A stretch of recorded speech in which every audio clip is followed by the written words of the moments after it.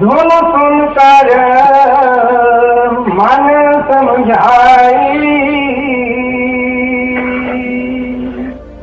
हे हुजूर, स्वामी जी की वाणी है। कल हमने गुरु घर की वाणी ली थी, उसके ऊपर विचार किया था कि जो हम रोज सत्संग में सुनते हैं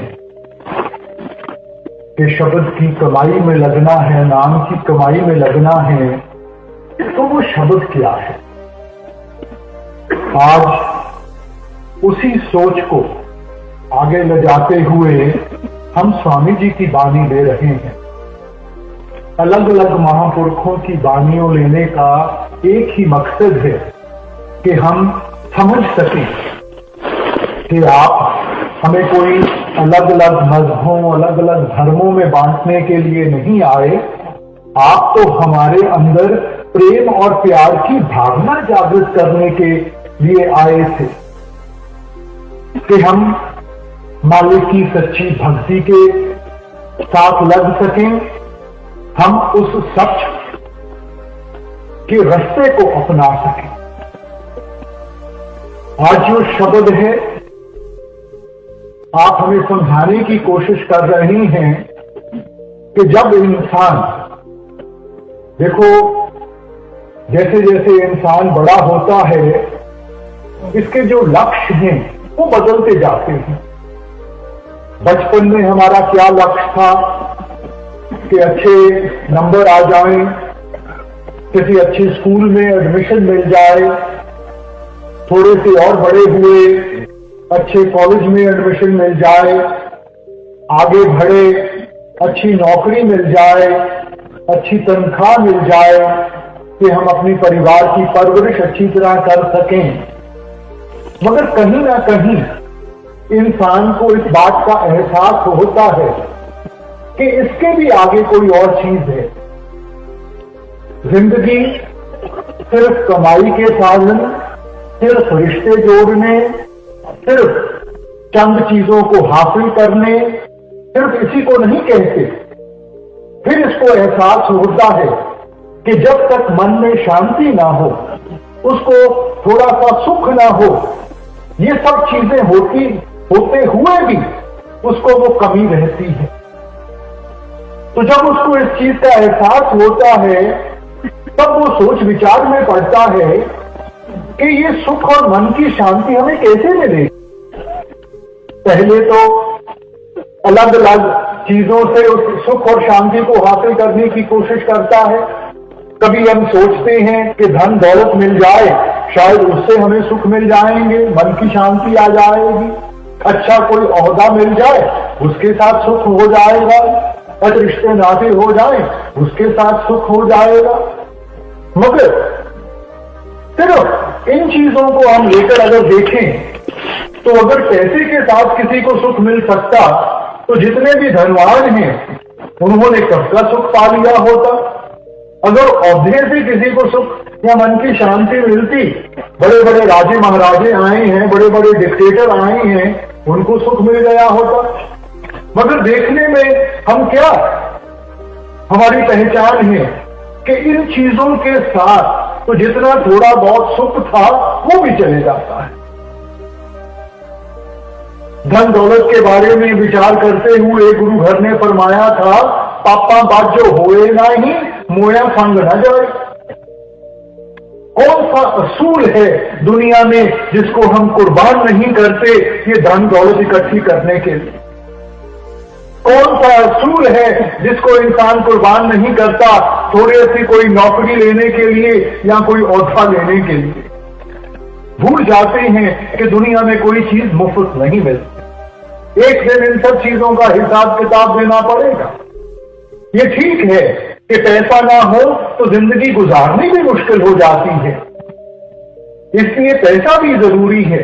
पैसा अपने आप में बुरा नहीं है, मगर जब हमारे पास ज्यादा आ जाता है, वो पैसा जो हमारी सोच को बदल देता है, जो हमारी आदतों को बदल देता है, बुराई उसमें है। ओहदा कोई बुरा नहीं है, मगर जब हम उस औहदे को हासिल कर लेते हैं, फिर आसमान पे हो जाता है, हम नीचे देखना दोबारा नहीं करते, दूसरों को भूल के बैठ जाते हैं, बुराई उसमें है। रिश्ते नाते कोई बुरे नहीं है, अच्छे रिश्ते हो जिंदगी गुजारनी आसान हो जाती है, मगर उनमें मस्त होके जब इंसान को और सब कुछ भुला के बैठ जाता है, बुराई उसमें है। इसलिए जिंदगी में हर एक चीज का एक दायरा है, हमने उस दायरे की पहचान करनी है। उस दायरे से ज्यादा हासिल करने की कोशिश करेंगे तो हमें दुख ही मिलेगा, कोई सुख नहीं मिलने लगा। तो इसलिए जिंदगी में हमने वो बैलेंस रखना है, दरमियान का रास्ता अपनाना है। अब जब हम सुख की तलाश में निकलते हैं तो कहीं ना कहीं इंसान को वो जागरूकता आती है कि देने वाला तो मालिक है, सब सुख दाता राम है, दूसर ना ही कोई।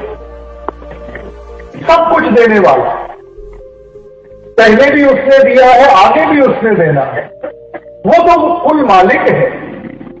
तो ये जो हमारी भक्ति है, ये जो रूहानियत है, ये तो सिर्फ एक जरिया है उसका शुक्रिया अदा करने के लिए कि जिसने इतना कुछ हमें दिया है कि हम अपनी जिंदगी में थोड़ा सा वक्त निकाल के उसका शुक्रिया अदा करें।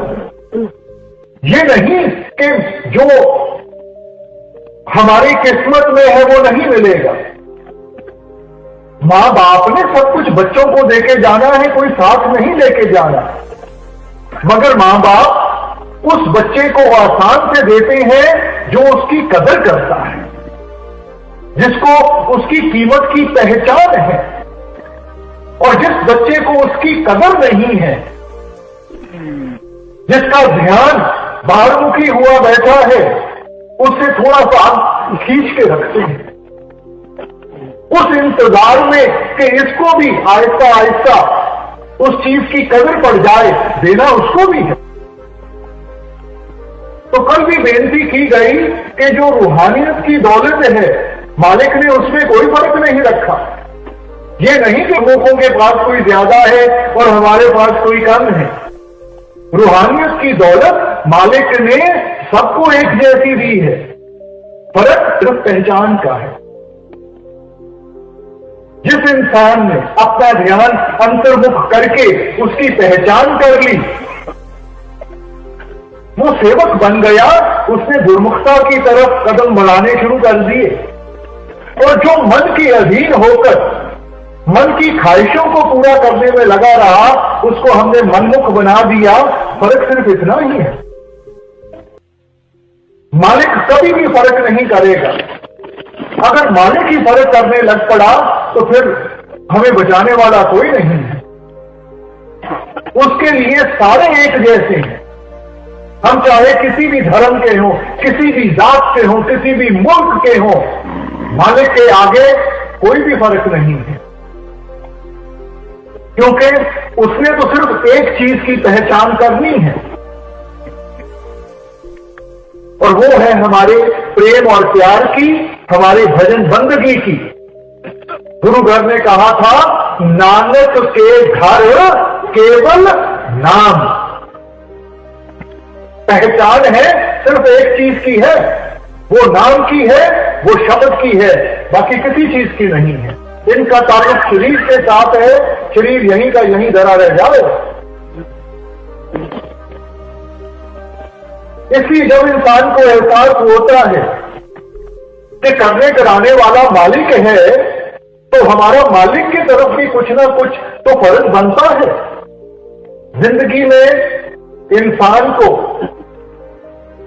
जो उसके हक हैं उसकी पहचान है, मगर हर एक हक के साथ जो जिम्मेवारी बनती है उसको भूला हुआ है। हर एक हक के साथ कोई ना कोई जिम्मेवारी है, तो क्या हमें उन जिम्मेवारियों का एहसास है? हमने तो चंद जिम्मेवारियों को लेकर कि ये बाल बच्चों की पालना पोषणा करनी है, धन दौलत कमानी है, इन्हीं जिम्मेवारियों में हम सारी उम्र उलझे रहे। मगर जो सबसे बड़ी हमारी जिम्मेवारी है, जिसने हमें ये बाल बच्चे दिए हैं, जिन्होंने हमें ये धन दौलत दी है, इंसान उसको भूल के बैठ जाता है। इसीलिए कबीर साहब ने चिताया था, सब कुछ अपना एक राम पराया। इंसान सभी चीजों को अपना मानता है, अगर इससे कोई दूर है तो वो मालिक दूर है। और दूरी कोई मालिक ने नहीं बनाई, दूरी हमारी बनाई हुई है। मालिक तो हम संग है। मोह मोहे अजाने दूर है, सतगुर सदा सदूर है। इस मोह और माया के जाल में फंसकर, क्योंकि मालिक हमें दिखाई नहीं देता, इसलिए हम सोचते हैं कि हमारी मालिक से दूरी हो गई है, हमें मेहनत करनी पड़ेगी, हमें वहां जाना पड़ेगा। हमने कहीं नहीं जाना, क्योंकि मालिक हमारे अंदर है। किसी भी संत महात्मा को ले लो, किसी भी ग्रंथ पोथी को ले लो, हर एक ने इशारा अंदर की तरफ किया है। वेदों शास्त्रों ने इस देही को नारायणी देही कह के बयान किया है कि वो देही जिसमें नारायण खुद निवास रखता है। गुरु साहिबान ने फरमाया था, हरि मंदिर ये शरीर है, ज्ञान रतन प्रगट होए। हरि का सच्चा मंदिर, उसका सच्चा द्वारा कहीं बाहर नहीं है, वो हमारे अंदर है।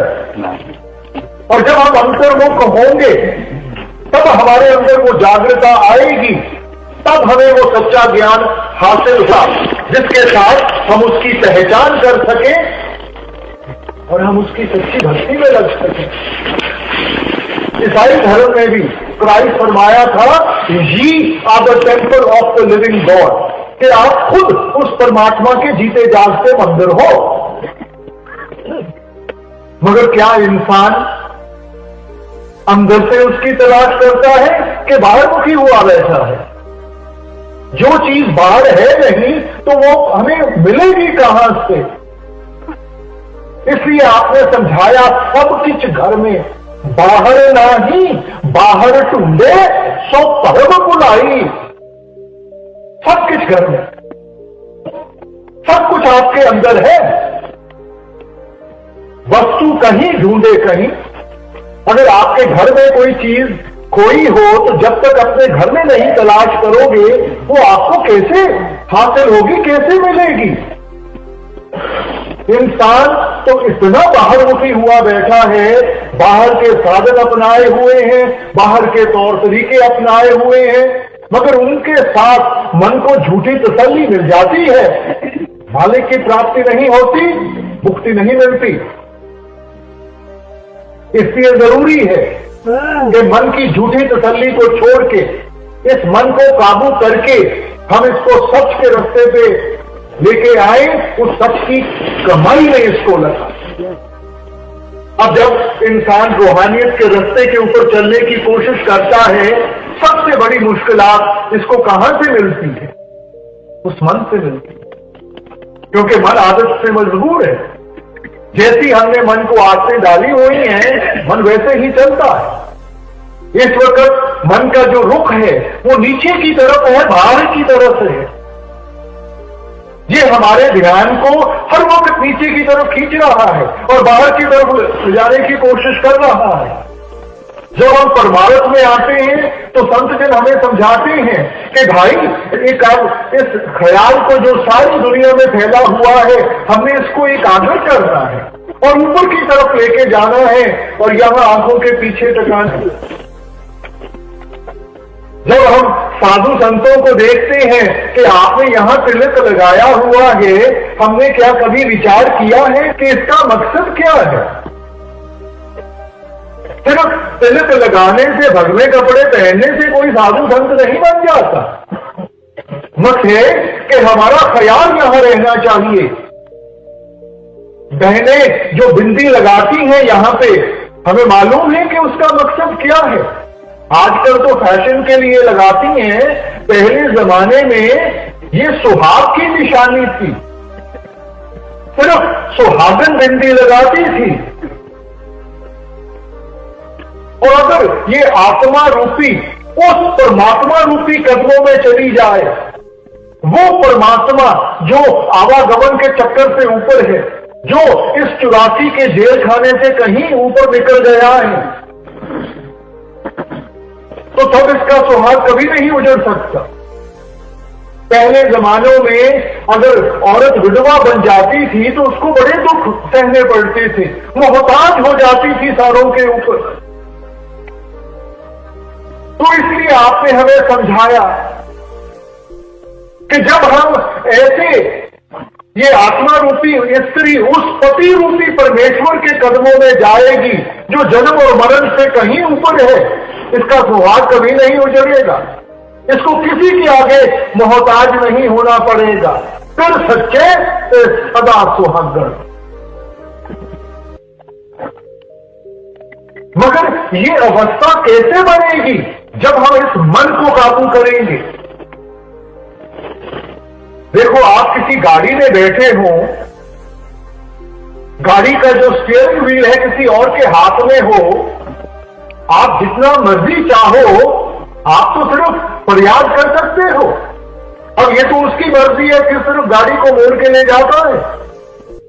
तो जब तक स्टीयरिंग व्हील हमारे हाथ में ना हो तो हम चाहते हुए भी, जानते हुए भी देखो अपने आप को कितना मजबूर पाते हैं। तो क्या ये मन हमारे काबू में है? मन की क्या अवस्था है? ए मन मैला अंधा है किस आंख सुनावा। ऐसे इस कर्म कांड में फंस गया है कि अपनी असलियत को भूल के बैठ गया है। और ये मैल कोई सिर्फ अब की नहीं है, जन्म जन्म की इस मन को मन लागी काला होया गया। पता नहीं कितने जन्मों के ये कर्म इकट्ठे किए हुए हैं। देखो, घर में कोई बर्तन हो जिसमें रोज हम खाना बनाते हो, आहिस्ता आहिस्ता, और उसको बर्तन को कभी हम साफ ना करें तो क्या होगा? आहिस्ता आहिस्ता उस बर्तन के ऊपर गंदगी जमनी शुरू हो जाएगी। और कोई ऐसा वक्त भी आ जाएगा जब उसकी चमक हमें याद नहीं रहेगी, क्योंकि रोज उस गंदगी को देखते हैं तो हम ये समझना शुरू कर देते हैं कि यही इसकी असलियत है। मगर फिर कोई हमारे पहचान वाला आता है, हमें समझाता है कि भाई ये बर्तन इतना गंदा है, इसको कभी साफ भी कर लिया करो। अब उसको साफ करना शुरू करेंगे, एक सह गंदगी की निकलती है, नीचे एक और सह मिलती है, वो निकलती है, नीचे एक और सह मिलती है, क्योंकि इतनी देर महीनों महीने वो बर्तन साफ नहीं किया। अब हिम्मत छोड़ के बैठ जाएंगे तो वो बर्तन गंदे का गंदा रह जाएगा। मगर उसको रगड़ते जाएंगे, कहीं ना कहीं उसकी चमक सामने आ जाएगी। फिर इंसान को एहसास होता है ये गंदगी कोई और चीज है, वो चमक कोई और चीज है। इसीलिए महापुरुषों ने आकर मन की अवस्था हमें समझाते हुए आपने क्या फरमाया था? मन तू ज्योत स्वरूप है, अपना मूल पहचान। ये गंदगी इसकी असलियत नहीं है, ये तो ज्योत स्वरूप है, उस प्रकाश का हिस्सा है। अगर वो प्रकाश हमें दिखाई नहीं देता, वो सिर्फ इसलिए कि हम यहां कर्म कांड में आके फंस गए हैं और ये इतने कर्म इकट्ठे कर लिए हैं कि असल की पहचान ही नहीं रही। तो संत महात्मा, उनका आने का मकसद कोई हमारे से माथे झुकाने का नहीं है, हमारे से सिर झुकाने का नहीं है। उनका मकसद है समझाने का कि भाई आपकी असलियत क्या है। आप तो उस मालिक के घर से आए हो। इंसान उस वक्त तक ही आगे हाथ फैलाता है जब तक उसको अपने असल की पहचान ना हो। राजे का बेटा होकर अगर गली में भीख मांगता फिरता है क्योंकि उसको एहसास नहीं है कि उसका पिता कौन है, और जिस दिन उस चीज का एहसास होता है फिर वो भीख नहीं मांगता, अपना हक मांगता। और वैसे ही रूहानियत के साथ हमने अपने अंदर वो जागृता लानी है कि हमारी असलियत क्या है। जब से इंसान आया है यही प्रश्न में उलझा हुआ है कि मैं कौन हूं, मेरी असलियत क्या है। अंग्रेजी फिलोसोफर्स ने कह दिया I think therefore I am, क्योंकि मेरी सोच है, उस सोच के साथ मैं कदम उठाता हूं, इसीलिए मेरा वजूद बना हुआ है। सोच कहां से आती है? मन से आती है। तो क्या हमारा दायरा वो मन तक ही सीमित रह गया? इसलिए हमने पहले तो ये पहचान करनी है कि हमारी असलियत क्या है। इस वक्त हमने तो इस शरीर को असलियत समझ के बैठे हुए हैं, क्योंकि इंसान जो कुछ भी करता है सिर्फ इस शरीर को संवारने के लिए करता है, असल को भूल गया। शरीर यहीं का यहीं धरा रह जाएगा। तो असल क्या है? असल हमारी आत्मा है। मगर सारे जीवन हम रात को सोते हैं, शरीर को आराम चाहिए, खाना खाते हैं, शरीर को ताकत चाहिए, कमाई करते हैं, शरीर की देखभाल करनी है। मगर क्या हमने विचार किया है कि आत्मा की खुराक कौन सी है? आत्मा को आराम कहां से मिलेगा? तो जो असल है उसको एक भूला बैठा है, और जिस चीज में साथ नहीं देना उसको संभालने में लगा हुआ है। तो संतों ने आकर हमें थोड़ा सा समझाने की कोशिश की कि भाई ये आपकी असलियत नहीं है। आपका एक और भी फर्ज बनता है जो उस आत्मा की तरफ है, जो उस परम आत्मा की तरफ है, परमात्मा की तरफ। मालिक ने अगर इंसान को उत्तम से उत्तम जामा दिया है तो किस लिए दिया है? मालिक हमें पेड़ पौधे भी बना सकता था, जानवर भी बना सकता था। हमारे और निचली जूनियों में क्या फर्क है कि मालिक ने इंसान को विवेक की ताकत दी है, वो सेंस ऑफ डिस्क्रिमिनेशन दिया है। आपने फरमाया था 184 जून सभाई मानस को प्रभ दी वडियाई, इस पौड़ी से जो नर चूके सो आए जाए दुख पाए। 84 लाख जूनियां बनाकर इनको 2 हिस्सों में बांट दिया गया। एक कर्म जूनी है, दूसरी भोग जूनी है। जो इंसान की जूनी है वो कर्म जूनी है, बाकी जितनी भी जूनियां हैं वो भोग जूनियां हैं, भुगतान दे रही हैं। मालिक की बख्शिश हो, इन कर्मों के दायरे से आगे बढ़ सके, कर्म जूनी में पहुंच जाते हैं। मगर कर्म जूनी का मकसद क्या है? वो चेतावनी देते हैं, इस पौधे जो न चूके।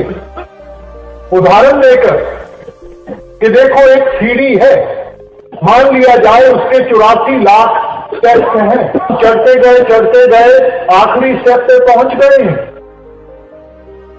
थोड़ी सी मेहनत की, भक्ति की, सदा के लिए सीढ़ी से छुटकारा मिल गया। मगर आखिरी स्टेप पे भी आकर अगर हमारा पैर फिसल गया, पता नहीं कहां जाके जन्म मिलेगा, कहां जाके सहारा मिलेगा, उस समय मालिक की भक्ति का मौका मिले ना मिले। इस पौड़ी पे जो न चूके सो आए जाए दुख पाएगा। बार बार आना पड़ेगा, बार बार दुख और मुसीबतों से गुजरना पड़ेगा। इसलिए क्या मकसद है इस जीवन का? यही संत महात्मा आकर हमें समझाने की कोशिश करते हैं कि भाई पलापत मानुख दे हरिया, गोविंद मिलन की यह तेरी वरिया। अगर काज तेरे किते न काम, मिल साध संगत भज केवल नाम। भाई पर आपस मानुक बेहरिया कि इंसान का जामा मिला है, किस लिए मिला?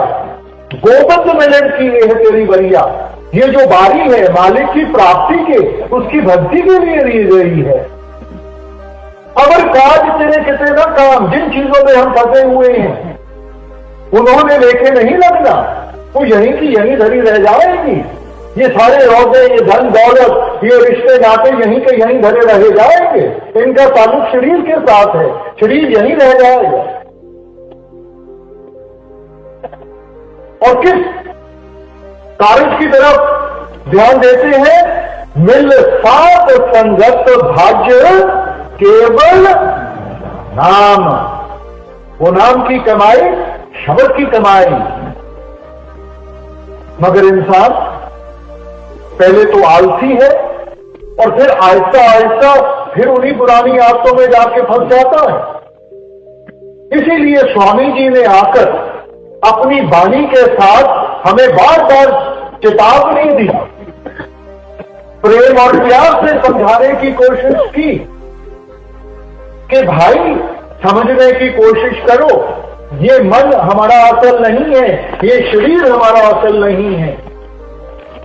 हमारी असलियत उस आत्मा के साथ जुड़ी हुई है, और जब तक हम अंतर्मुख होके उसकी पहचान नहीं करेंगे, हम कभी भी इस जीवन को सवार नहीं सकेंगे, इस जीवन को सफल नहीं बना सकेंगे।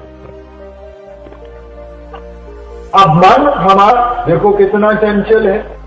मन खिन खिन भरम भरम बहु धावे, तिल घर नाही वासा पावे। कभी भी एक जगह पे टिकता नहीं है, कभी एक इच्छा तो कल को दूसरी इच्छा, और सारी उम्र गुजर जाती है इसको पूरा करते करते, ये कभी पूरी नहीं हो सकती। इसलिए इंसान इन्हीं में उलझा रहता है। तो मन को कैसे काबू करना है? तो वो स्वामी जी समझाने की कोशिश करते हैं कि सुन सुन के मन समझाओ, ओट यतन से ये नहीं माने। हम सोचते हैं कि दुनियावी चीजें हासिल करने के साथ, ये धन दौलत औहदे हासिल करने के साथ इस मन को तृप्त आ जाएगी, इसकी जो भूख है वो मिट जाएगी।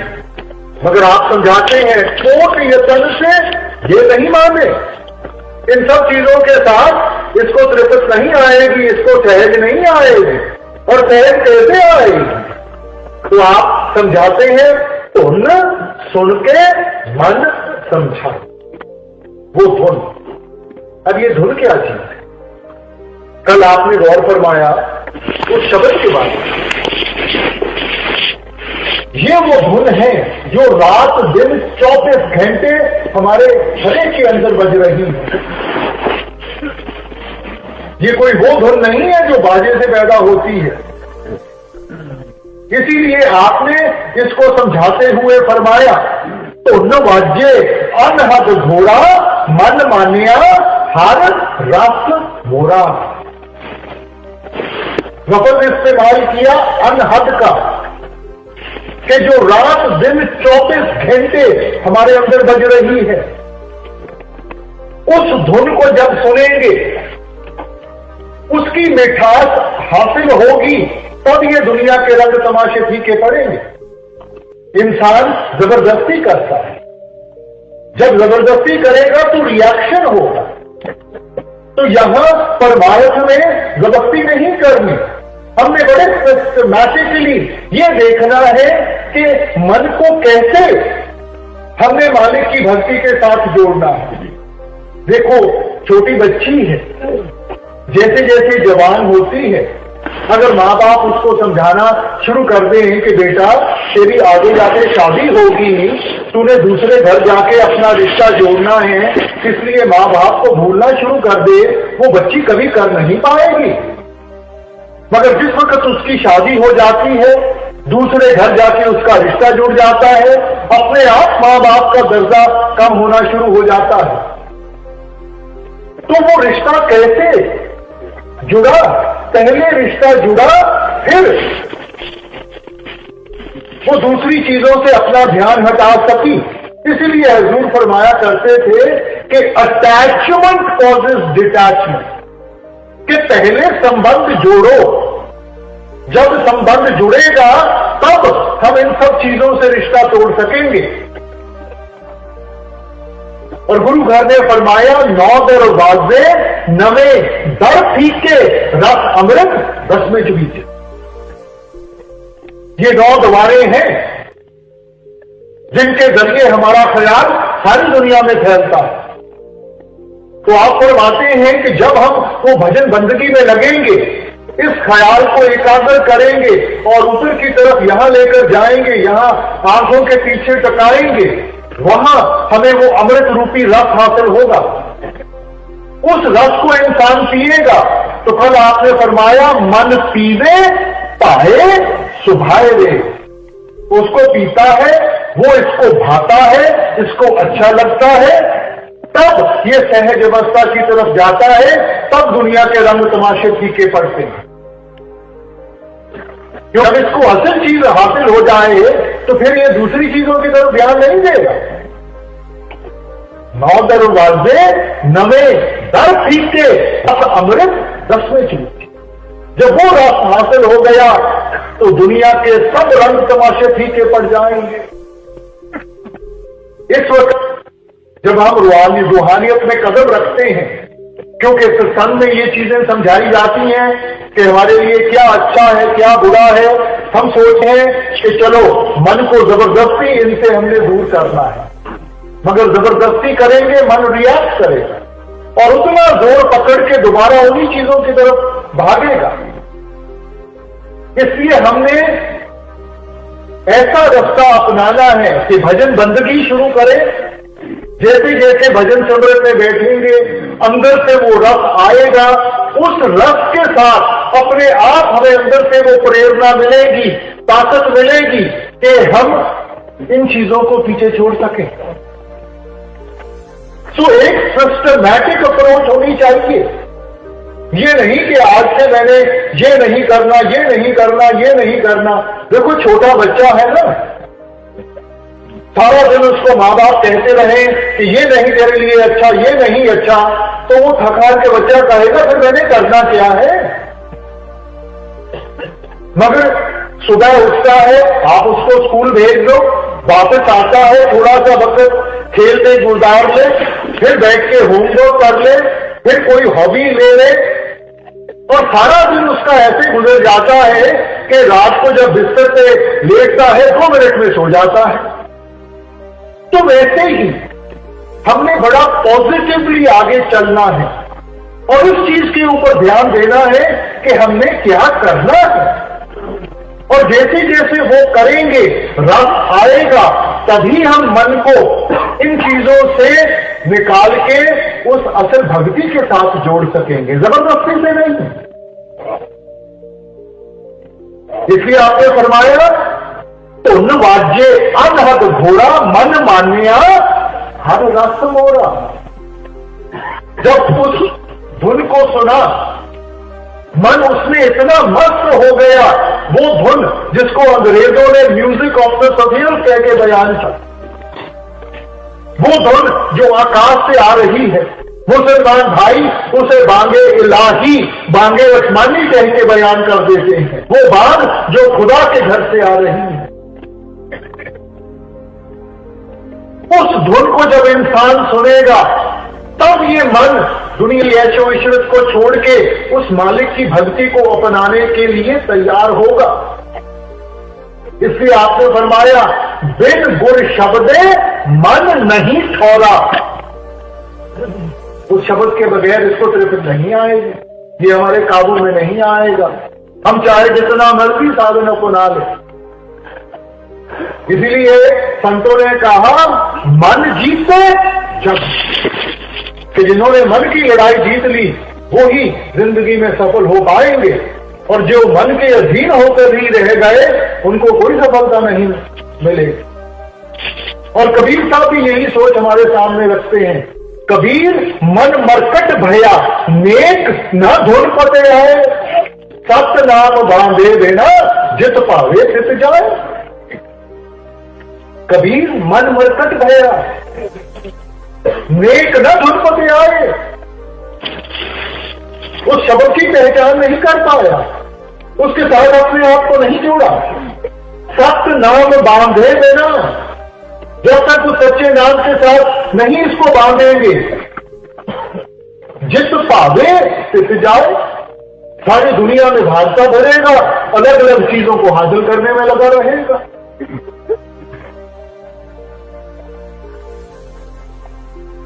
इसलिए समझें, देखो पुराने जमाने में ऋषि मुनि आए, उन्होंने मन को काबू करने की कोशिश की और ये सोच थी कि देखो मन इन चीजों को चाहता है, तो अगर हम मन को इन चीजों से दूर ले जाएं तो मन इनको बार बार देखेगा नहीं, इस मन की चाहत कतल आएगी। तो आपको क्या, आप जंगलों पहाड़ों में चले जाओ, सारा कुछ त्याग के जंगलों पहाड़ों में चले गए, तो क्या मन कभी आ गया? वहां बैठ के जितनी भी आपने जो कुछ भी किया उसके साथ रिद्धियां सिद्धियां जरूर मिल गई, मगर मन ने तो जब अपना नाच नचाया, इतिहास खोल के देखें, किसी को काम ने मार गिराया, किसी को क्रोध ने मार गिराया, मन तो फिर काबू में नहीं आया, क्योंकि मन तो जहां भी जाएंगे मन साथ में जाएगा। और क्या छोड़ा फिर आपने? वहां जाकर भी रोटी तो फिर भी चाहिए थी, सिर ढकने के लिए छत फिर भी चाहिए थी, बदन ढकने के लिए कपड़े तो फिर भी चाहिए थे। अपनी मेहनत की कमाई छोड़ी, दूसरों के ऊपर मोहताज हो गए, उनसे मांग के खाना पड़ा तो उनके भी कदम उठाने पड़े। छोड़ा क्या फिर? आजकल के दौर में नई फिलॉसफी आ गई, वो दूसरी तरफ पहुंच गई। उन्होंने कहा मन ये सब चीजें मांगता है तो मन को देना शुरू कर दो। उनकी ये सोच थी कि कहीं ना कहीं तो मन इन सब चीजों से थक जाएगा। देखो छोटा बच्चा है ना, उसको कोई चीज पसंद है, उसको देते जाओ, वो खाता जाता है, कहीं ना कहीं पेट भर जाता है, मगर मन नहीं भरता, और खाएगा तो उल्टी आ जाएगी, फिर उस चीज को देखना दोबारा नहीं करता। मगर वो भी इस मन की ताकत को पहचान नहीं पाता, क्योंकि मन तो एक अंधा कुआं है। जितना मन को दोगे उतनी ही मन की चाहत और बढ़ेगी। देखो राजे महाराजा आए, कितनी धन दौलत इकट्ठी की, क्या उनकी भूख मिट गई? इतनी औरतों की जिंदगी बर्बाद कर दी, क्या उनकी प्यास खत्म हो गई? बड़े बड़े डिक्टेटर आए, उन्होंने सारी हुकूमत एक मुट्ठी में बंद करने की कोशिश की, क्या उनकी भूख मिट गई? मन की तो ऐसी अवस्था है कि जितना दोगे उतने उसकी प्यास और भूख और बढ़ेगी। इसलिए आप कहते हैं ना सुख विच गृहस्थ दे, ना सुख छड़ गया, सुख है विच विचार दे, सबका शरण पे आ। ना भोगी बन के और ना त्यागी बन के। भोगी बन के सोचेंगे मन काबू में आए, नहीं आएगा। त्यागी बन के सोचेंगे मन काबू में आएगा, नहीं आएगा, रिएक्शन होगा। इसलिए आप कहते हैं सुख है विच विचार दे।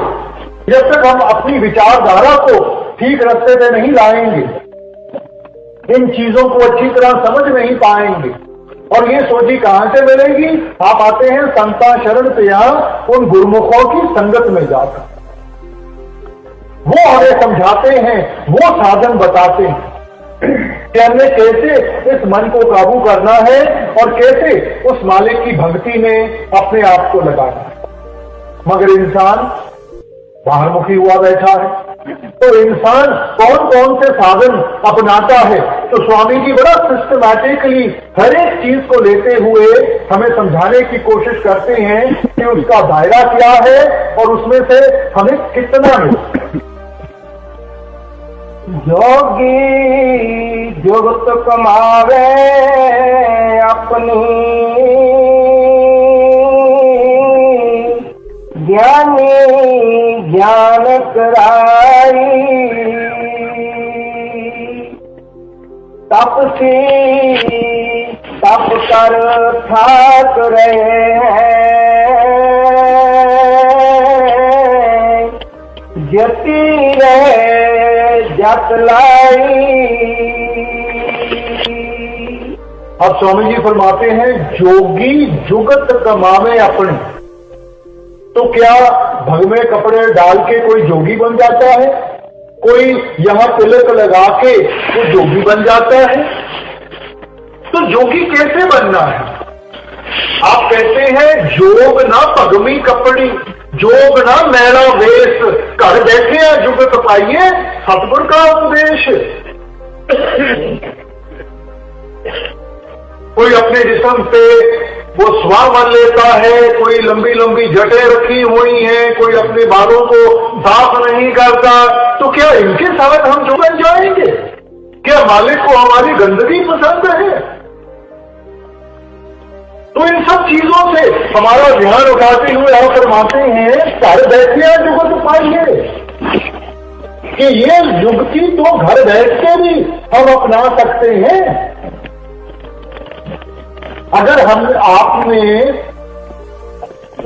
हमें इन सब चीजों से दूर करना था तो पहले ही हमें बता देना था कि भाई जंगलों पहाड़ों में चले जाओ। मगर हर वक्त, क्योंकि आप इंसान को जानते हैं, इंसान की ताकतों को, इंसान की कमजोरियों को अच्छी तरह जानते हैं, क्या ये कर पाएगा क्या नहीं कर पाएगा, और इसलिए उन कमजोरियों को देखते हुए आपने एक ऐसा साधन हमारे सामने रखा जिसको हम निभा सकते हैं, जिस रास्ते के ऊपर हम चल सकते हैं। इसलिए कहते हैं घर बैठे हैं जुगत पाइए। और वो कौन सी युक्ति है? कल भी हमने विचार किया, आपने फरमाया था गुरबानी में कि नानक जीवत या मर रहिए ऐसा जोग कमाइए। जितना फिर जीते जी नहीं मरना सीखेंगे। जीते जी मरना क्या है? ये जो 9 द्वारें हैं जिनसे हमारा ख्याल सारी दुनिया में फैला हुआ है, इनसे जैसे जैसे इस ख्याल को इकट्ठा करते हुए हम इस मन को ऊपर की तरफ खींचेंगे और यहां टकाएंगे, इसको संत महात्मा जीते जी मरना कहते हैं। और ये वो जुक्ति है, ये वो साधन है जिसको अपनाकर हम अपने आप को जोगी कहलाने के लायक बन सकेंगे। क्योंकि जो सच्चा ज्ञान है वो बाहर से नहीं मिलेगा, वो अंदर से मिलेगा। ज्ञान ध्यान तुम जानिए अकथ कहावे सोए। वो ज्ञान कहां से मिलेगा?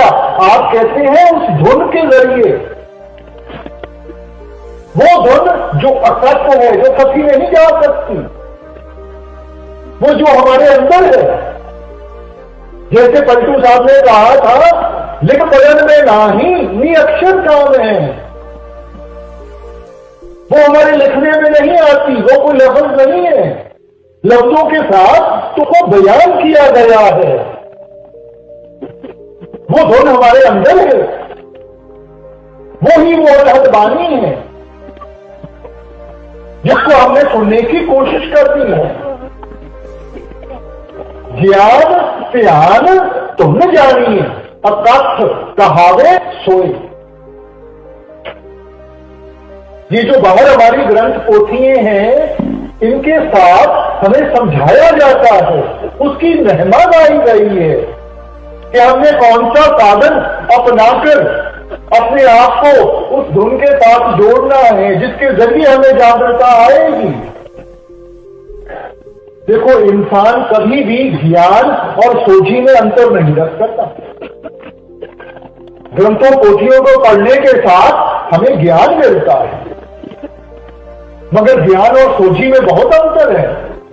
आजकल इंटरनेट का दौर है, एक बटन दबा के जितना मर्जी ज्ञान चाहो वो आपके सामने आ जाएगा, मगर वो सारा ज्ञान हासिल करके क्या इंसान ने अपने आप को बेहतर बना लिया? हम तो फिर भी उन उलझनों में फंसे हुए हैं, हम तो फिर भी उस गंदगी में जुड़े हुए हैं। वो सिर्फ इसलिए कि हम ज्ञान के दायरे में फंसे हुए हैं।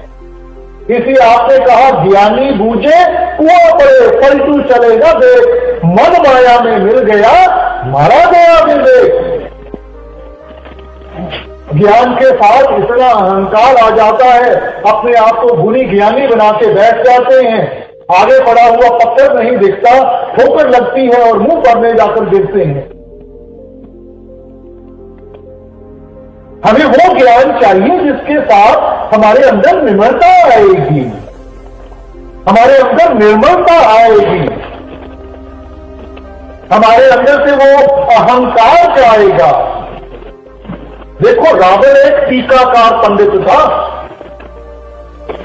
जिसकी कोई कमी नहीं थी। ये जो उसके इतने सिर दिखाए जाते हैं, ये बड़ी चीज सिंबॉलिक थी कि इतने सिरों जितना उसके पास ज्ञान था। मगर सारा ज्ञान किस काम आया? मन ने तो जब अपना नाच नचाया, आज तक हम उसका पुतला बना के जलाते हैं, क्योंकि सिर्फ ज्ञान के साथ जागृता नहीं आती। जब उस ज्ञान को हम करनी के साथ जोड़ेंगे, फिर उसका अनुभव होगा, फिर हमें एहसास होगा सच क्या है, झूठ क्या है। आम सत्संग में हमें समझाया जाता है कि देखो, अगर मैं कोई मिठाई लेकर आपके सामने रख लूं और मैं कहूं कि दुनिया में सबसे मीठी चीज है, मेरा मान आदर करते हुए आप सिर हिला देंगे, मगर क्या मन से भरम चले जाता है? मन में फिर भी कहीं ना कहीं वो डाउट रहता है कि पता नहीं सबसे मीठी चीज है कि नहीं।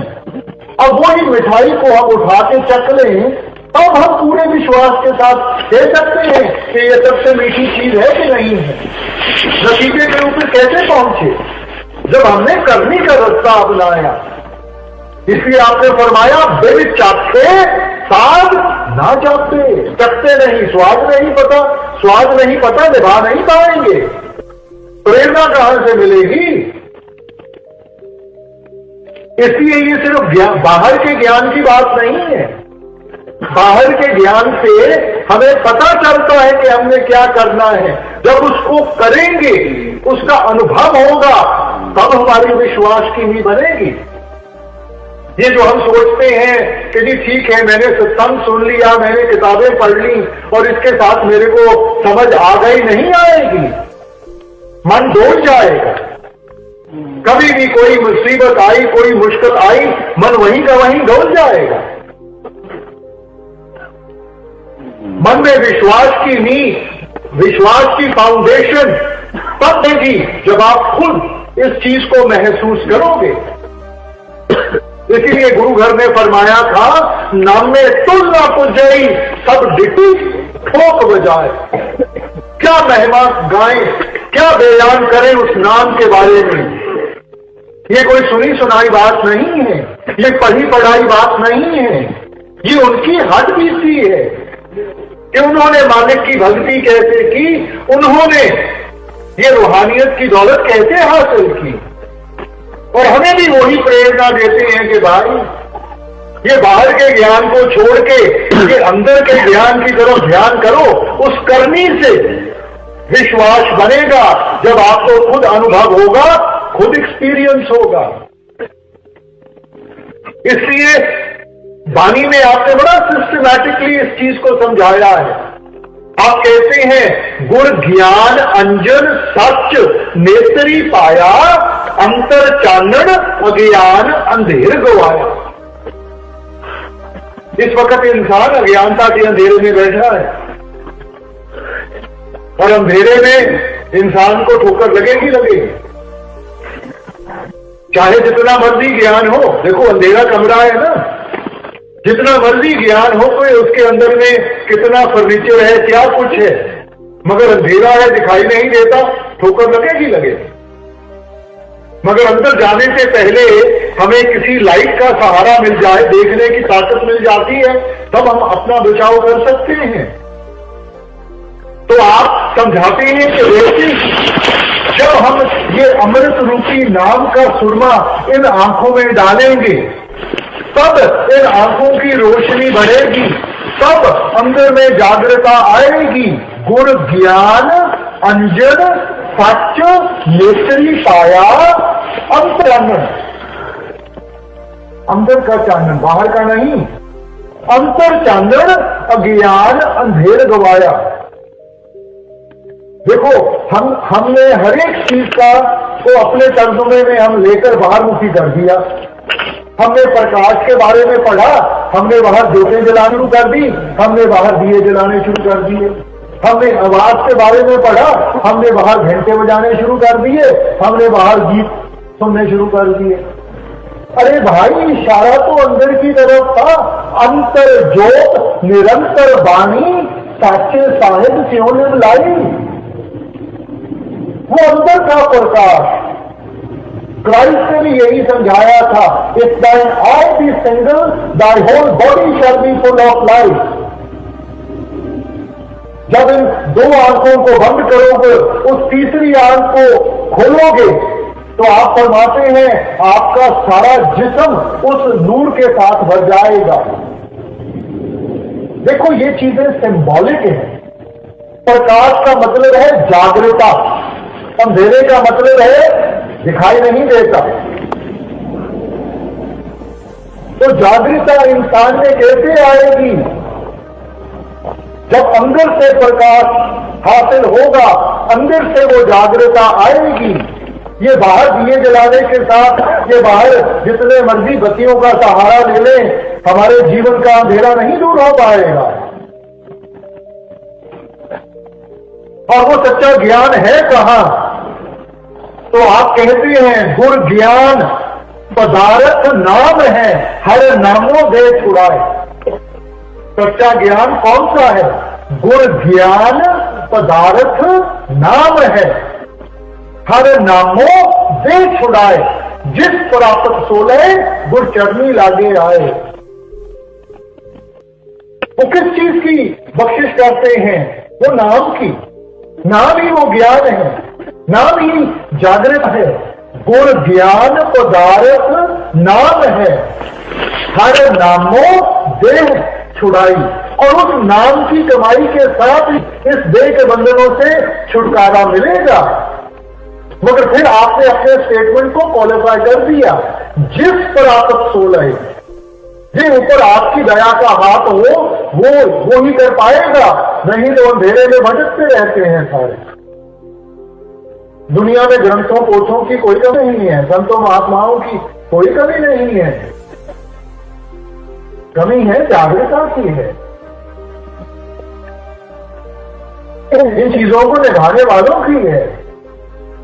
और फिर उस सोच को आगे ले जाते हुए आपने फरमाया कि वो ज्ञान कहां से मिलेगा? अंतर गुर ज्ञान हर रतन है, मुक्त करावन हारा। वो कहां है नाम? वो ज्ञान कहां है? आप कहते हैं अंतर, हमारे अंदर है। अंतर गुर ज्ञान हर रतन है, मुक्त करावन हारा। वो ज्ञान, वो रूहानियत की दौलत जिसके साथ इंसान को मुक्ति मिलेगी। नानक जिसनु नजर करे सो पावे, सो होवे दर सचियारा। मगर ये उसी का मिलेगा जिसके ऊपर आपकी मेहरबानी नजर पड़ जाए, जिसके ऊपर आपको दया हो जाए। ये जो हमारी भक्ति है, ये तो उसके सामने एक अरदास है, फरियाद है। हम अपनी करनी से नहीं कुछ कर पाएंगे। अपनी करनी से तो हम सिर्फ फरियाद कर सकते हैं, बेनती कर सकते हैं कि पुलन हार पक्ष। इसलिए भाई ये समझने की कोशिश करें, ये ज्ञान अंदर से मिलेगा जब आप अंतर्मुख होंगे। फिर आप कहते हैं तपती तप कर थाक रहे हैं, जति नहीं जप लाए। किसी ने अपने आप को उल्टा टांगा हुआ है, किसी ने अपने बालों को बांधा हुआ है, किसी ने कोई साधन, किसी ने कोई साधन। इसलिए कबीर साहब चेतावनी देते हैं, आप फरमाते हैं क्या जप, क्या तप संजमो, क्या भरत स्नान, जब लग जुगत न जाए पाओ भगत भगवान। कौन सी तपस्या, कौन सी भक्ति, कौन से सरोवरों में जाकर नहाना है? जब जुगत न जानिए, जब तक उस युक्ति की समझ नहीं है, उस साधन की समझ नहीं है, हम तो मालिक की भक्ति करते हैं, डर के साथ करते हैं। हुजूर फरमाया करते थे कोई सांप की भक्ति करता है इसलिए नहीं कि उसको सांप के साथ प्यार है, डरता है उससे। सोचता है भक्ति करूंगा, खुश होगा, उसके डंग से बचा रहूंगा। मगर भाई हमारा और मालिक का जो रिश्ता है वो कोई डर का रिश्ता नहीं है, वो प्रेम और प्यार का रिश्ता है। हमने मालिक की भक्ति करनी है, प्रेम और प्यार की अवस्था में लाकर करनी है। मगर इंसान डर में करता है, बाल बच्चे निकम्मे ना हो जाए, कारोबार में नुकसान ना हो जाए, कोई बीमारी ना आ जाए, सारी उम्र इन डरों में ऐसा फंसा हुआ है और सोचता है कि चलो इसको भी खुश कर लूं, इसको भी खुश कर लूं। खुश सिर्फ उस एक को करना है, भक्ति सिर्फ उस एक की करनी है। ये जो अनेक हैं, संत महात्मा हैं, ये सिर्फ उस एक की याद दिलाने के लिए आए हैं, उस एक के साथ जोड़ने के लिए आए हैं, कोई अपनी भक्ति कराने के लिए नहीं आए। इसलिए आप कहते हैं जप तप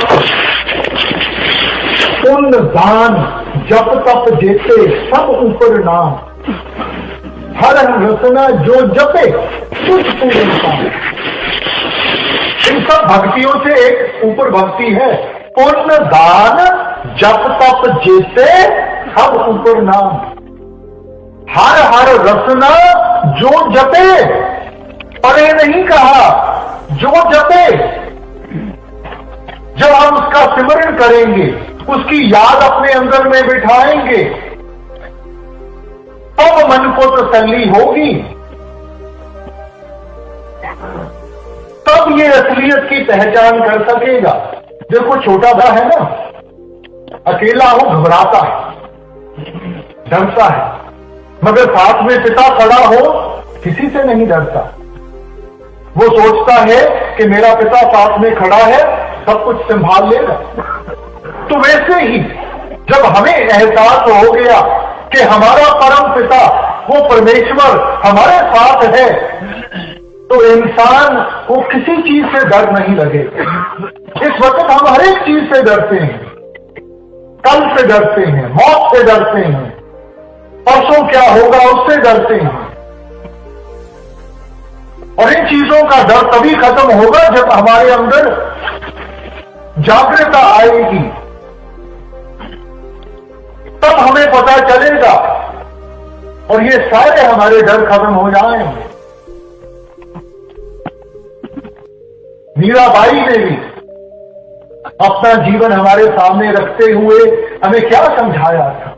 पायो जी मैं नाम रतन धन पाया, वस्त्र अमोलक दी मेरे सतगुर, कृपा कर अपनायो, जन्म जन्म की पूंजी पाई, जग में सभी खवायो, पायो जी मैं नाम रतन धन पायो। देखो मेवाड़ की रानी थी, धन दौलत की कोई कमी नहीं थी, मगर पूरी निम्रता के साथ किस चीज की तरफ इशारा कर रही हैं? मैं नाम रतन धन पायो, वस्त्र अमोलक दी मेरे सतगुर।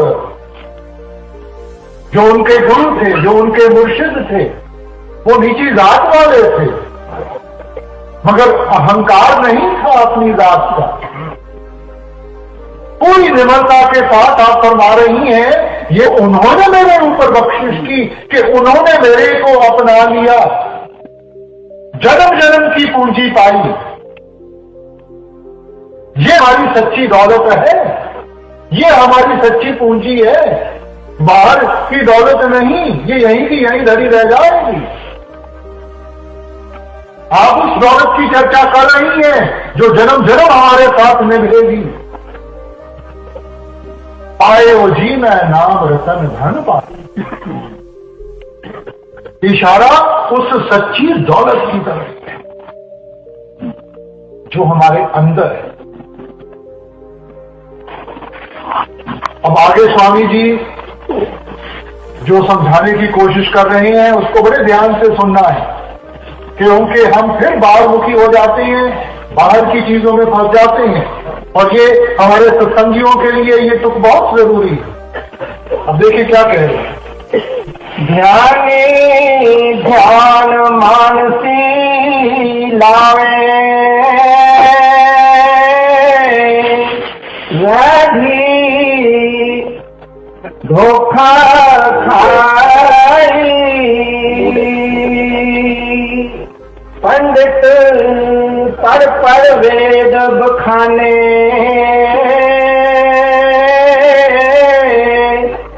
विद्या बल सब जाई। ये देखो, हमारे लिए बहुत जरूरी है कि इस सुख को हम अच्छी तरह समझ सकें। स्वामी जी ने आकर क्या हमें समझाया? ध्यानी ध्यान मानसी लावे वे भी धोखा खाएं।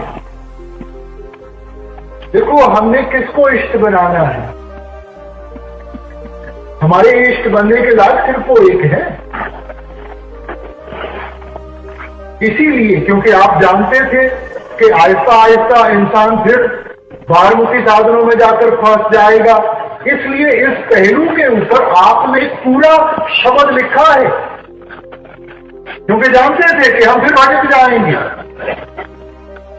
तो आप कहते हैं गुरु मोहे अपना को दिखाओ। अब अगर गुरु सामने बैठा है तो ये फरियाद करने की क्यों जरूरत पड़ी कि गुरु मोहे अपना रूप दिखाओ? आगे समझाते हैं, ये तो रूप धरा तुम सरगुण जीव उद्धार कराओ। ये सरगुण स्वरूप है, हमारा उद्धार करने की धारा है।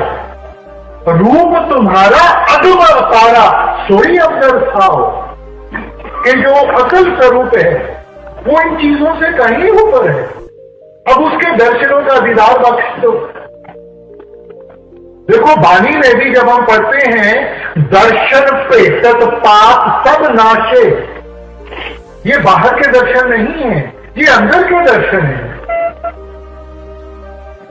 जब अंदर जाकर ये मन वो सच्चे दर्शन करेगा तो उनमें ये इतना मग्न और मस्त हो जाएगा कि इसको सब कुछ भूल जाता। जो भी इसके ऊपर प्रभाव पड़े हुए हैं सबका सफाया हो जाएगा। मगर वो अंदर के दर्शन है, बाहर के दर्शन नहीं है। क्योंकि अगर सिर्फ बाहरले दर्शनों का जिक्र होता तो फिर वही चीज मन में आती है कि किसका दर्शन।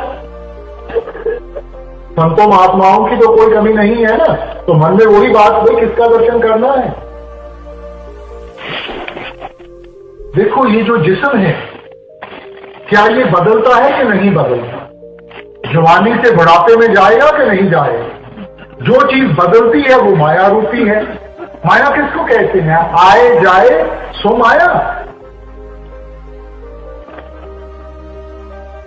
और अगर ये जिस्म बदलता है तो ये भी माया रूपी है। अगर माया रूपी है तो हमारी भक्ति के काबिल नहीं है। मगर जिस्म की क्या महत्वता है? तो आप कहते हैं ये भी रूप प्यारा मोको, इस ही से उसको दर्शाओ। ये एक जरिया, क्योंकि जब तक हम किसी चीज के ऊपर फोकस ना करें तो ध्यान में एकाग्रता कैसे आएगी? तो ये एक जरिया। वाणी में भी देखो एक तुक आती है, अफसोस से कहना पड़ता है, ये नहीं कि हम ग्रंथों पोथियों को पढ़ते नहीं, मगर उनको समझ नहीं पाए कि उनका सही मायना क्या है। वाणी में तुक आती है, शब्द गुरु सुरत तुन चेला। गुरु कोई शरीर नहीं है और ना ही चेला शरीर है, क्योंकि शरीर में ताकत नहीं है कि इन सब चीजों को निभा सके। इसलिए आप कहते हैं कि शरीर में बैठ के हमने इस स्वरूप को जागृत करना है, इस कॉन्शियसनेस को जागृत करना है। शिष्य बनने की ताकत, डिसाइपल बनने की ताकत उस सूरत में है, उस कॉन्शियसनेस में है। जब वो सूरत जागृत होगी तब ये उस धुन के जरिए उस शब्द स्वरूपी गुरु की पहचान कर सकेगी, तब उसके साथ मिलाप हासिल कर सकेगी। शब्द गुरु सूरत धुन चेला।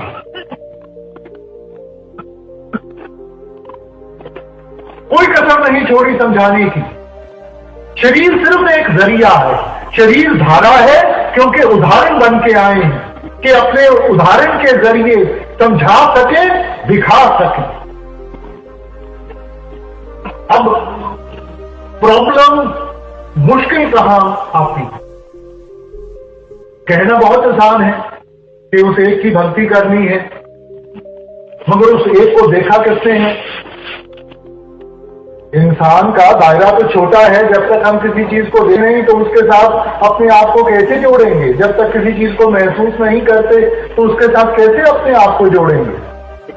क्योंकि जब मालिक के बारे में जिक्र होता है तो हमें यही समझाया जाता है कि उसका तो कोई रंग नहीं है, उसका कोई रूप नहीं है, उसका कोई निशान नहीं है। तो फिर ऐसे मालिक की भक्ति कैसे करेंगे भाई? तो ग्रंथों पोथियों को हम फिर खोल के देखते हैं कि हमारा और मालिक का रिश्ता कैसे जुड़ा है। मालिक ने सारी सृष्टि को बनाया, उस नाम के जरिए बनाया। नामो उपजे नामो बिरसे। तो हमारा और मालिक का जो लिंक है वो उस नाम के आधार के ऊपर है। वो नाम है कहां? वो हमारे अंदर है। इस देही विच नाम निधान है, पाइए गुर के हे तपा। वो हमारे अंदर है। तो हमारा और संबंध, देखो आपने किसी बड़े आदमी के पास काम लेकर गए हो, उस तक पहुंचना ही मुश्किल हो जाता है। तो फिर हम क्या करते हैं? हम किसी ऐसे इंसान को ढूंढते हैं जिसकी पहचान उसके साथ भी हो और हमारे साथ भी हो। फिर वो एक जरिया बन जाता है हमारे लिए। तो वैसे ही हमने वो जरिया ढूंढना है। तो यहां कौन सा जरिया है परमार्थ में? ये वो शब्द है, ये वो नाम है। तो जब हम अपना ध्यान अंतर्मुख करके हम अपने आप को उस शब्द के साथ जोड़ेंगे, वो शब्द हमारा लिंक बनेगा उस परमात्मा। शब्द के साथ जागृता आएगी। शब्द वो ताकत है जिसने सारी सृष्टि को बनाया है।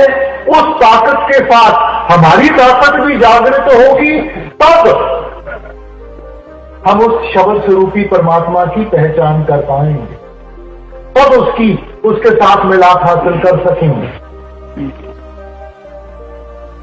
तो बाहरले स्वरूप के साथ तो सिर्फ हमें समझाने के लिए आते हैं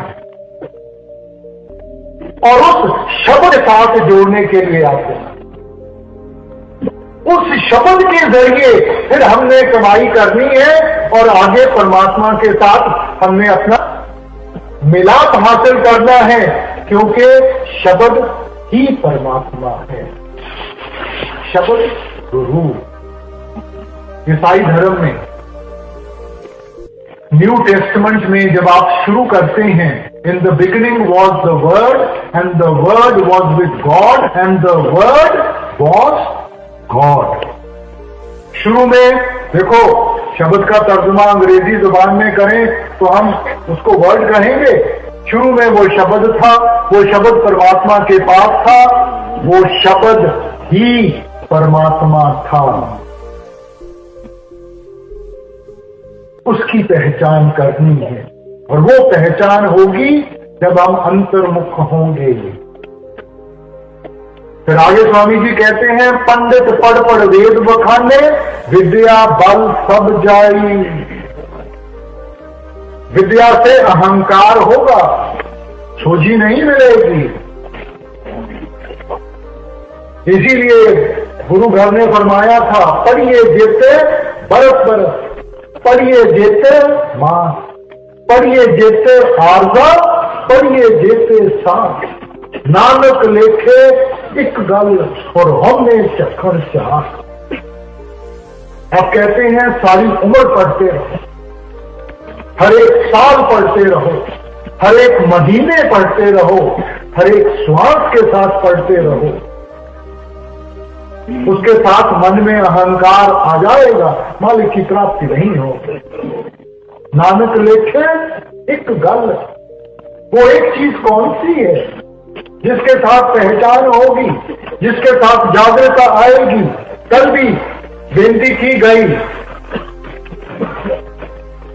कि हुक्म सिर्फ एक दिया, उस हुक्म की पालना के लिए बाकी सब कुछ समझाया गया है, बाकी सब कुछ लिखा गया है कि उस हुक्म की पालना कैसे करनी है। हुक्म सिर्फ एक है, और वो क्या हुक्म था? एक को नाम हुक्म है नानक, सतगुर दिया भाई जियो।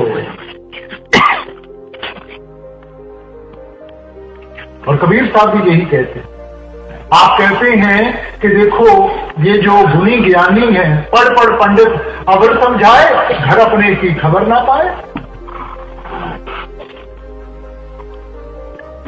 पढ़ पढ़ के दूसरों के टेवे देखते हैं, उनके हाथ देखते हैं, उनकी राशि देखते हैं और उनको उनकी जिंदगी के बारे में बताते हैं।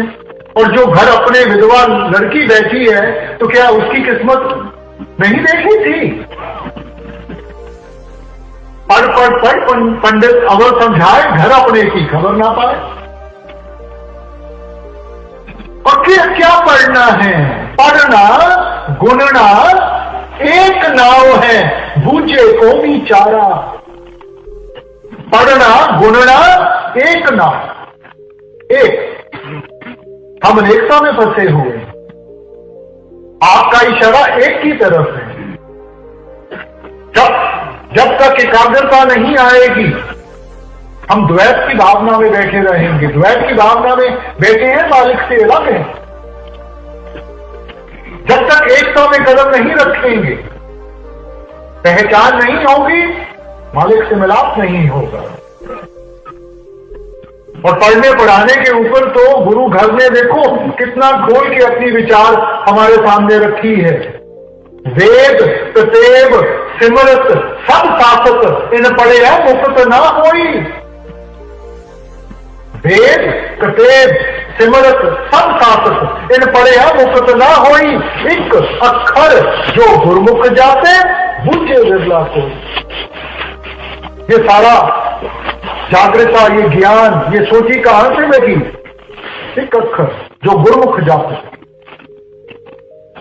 जो जाप के साथ, भजन बंदगी के साथ, सिमरन के साथ हासिल होगा। और सोच से कहना पड़ता है बूझे बिरला कोई, क्योंकि दुनिया तो बाहरमुखी साधनों में फंसी हुई है। किस चीज की तरफ इशारा है आपका?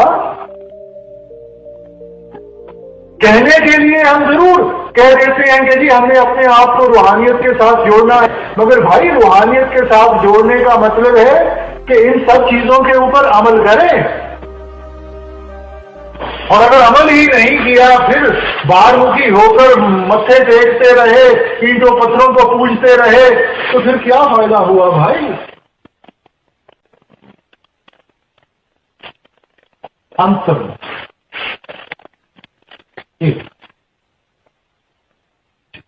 बुद्धि चतुरता काम न आवे,